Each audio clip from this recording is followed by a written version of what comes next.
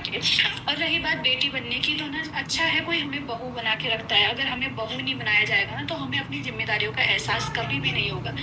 और जितना बेटी कोई माँ अपनी बेटी को बोलती है ना, अगर इतना किसी माँ ने अपनी बहू को बोल दिया ना, तो कोई बहू बर्दाश्त नहीं करेगी। तो इसलिए बहू हो, बेटी बन चुके हो, बहू हो, ताकि अपनी जिम्मेदारियों का एहसास। जितनी भी शादीशुदा औरतें हैं, सबका एक ही सवाल होता है कि ससुराल जाने के बाद हमें बेटी क्यों नहीं समझा जाता, वहाँ पे बहू की तरह क्यों ट्रीट करते, बेटी जैसा क्यों नहीं समझते।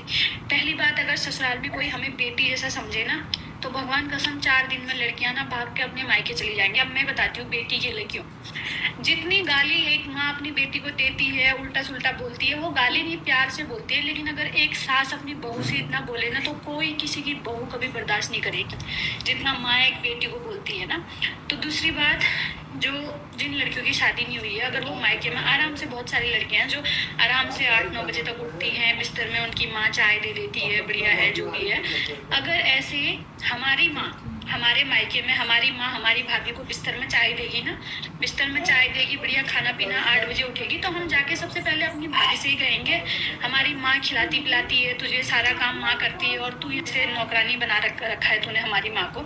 तो वही चीज़ हम पे भी लागू होती है। जब किसी और की लड़की हमारे घर में बेटी नहीं बन सकती ना, तो हमें उम्मीद नहीं करनी चाहिए कि कोई हमें बेटी बना के। और रही बात बेटी बनने की, तो ना अच्छा है कोई हमें बहू बना के रखता है। अगर हमें बहू नहीं बनाया जाएगा ना, तो हमें अपनी जिम्मेदारियों का एहसास कभी भी नहीं होगा। और जितना बेटी कोई माँ अपनी बेटी को बोलती है ना, अगर इतना किसी बहू को बोल दिया ना, तो कोई बहू